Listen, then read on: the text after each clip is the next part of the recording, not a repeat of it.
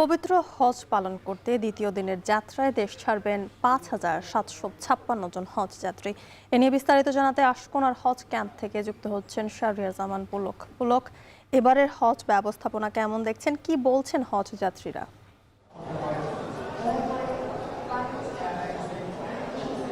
আজ দ্বিতীয় দিনের মতো হজ যাত্রীরা সৌদি আরবের বিভিন্ন রুটের উদ্দেশ্যে আসলে যাত্রা করবেন এবং সকাল থেকে কিন্তু এখানে সর্বমোট 5টি ফ্লাইট দুপুর 12টা পর্যন্ত আপডেট অনুযায়ী সর্বমোট 5টি ফ্লাইট কিন্তু সৌদি আরবের বিভিন্ন রুটের উদ্দেশ্যে কিন্তু যাত্রা করেছে। এর মধ্যে কিন্তু 4টি ফ্লাইট ইতিমধ্যে গন্তব্যে পৌঁছে গেছে, যেখানে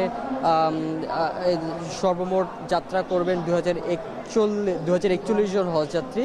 এবং এই নিয়ে আসলে যাত্রীরা যারা এখনো পর্যন্ত হজ ক্যাম্পে এসেছেন তারা আসলে কোনো, আপনি যেটি বলছেন, কোনো প্রতিবন্ধকতার শিকার হচ্ছেন কিনা, তারা বলছেন যে এখনো পর্যন্ত যাদের যে হজ ক্যাম্প পর্যন্ত যে আসা সেটির যাত্রাটি নির্বিঘ্নেই সম্পন্ন হয়েছে এবং সরকারি বেসরকারি সহ বিভিন্ন এজেন্সির মাধ্যমে কিন্তু তারা এবারের হজে যাচ্ছেন।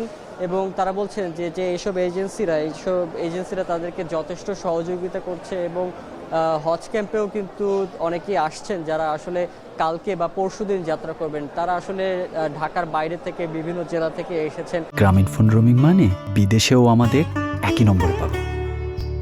মোবাইল ব্যালেন্স দিয়ে রোমিং চালু করে হজ সফরে কানেক্টেড থাকুন গ্রামীণফোন নম্বরে।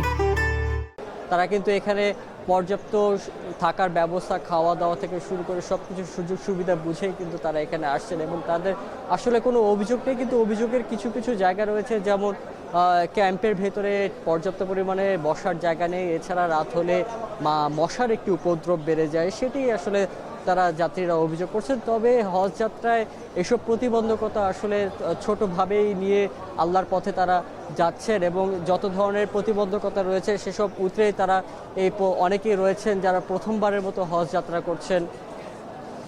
মোটামুটি বলা চলে যে এখনো পর্যন্ত বাংলাদেশ থেকে সর্বমোট তিনটি এয়ারলাইন্স পরিচালনা করছে হজ যাত্রীদেরকে নিয়ে যাওয়ার জন্য। সেটি হচ্ছে বাংলাদেশ এয়ারলাইন্স, সৌদি এয়ারলাইন্স এবং ফ্লাইনাস।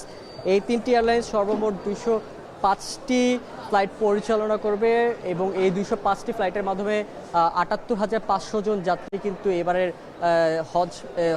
হজ করার উদ্দেশ্যে সৌদি আরবে যাত্রা করবেন। তো এই ছিল মোটামুটি আমার কাছে হজ যাত্রার সবশেষ।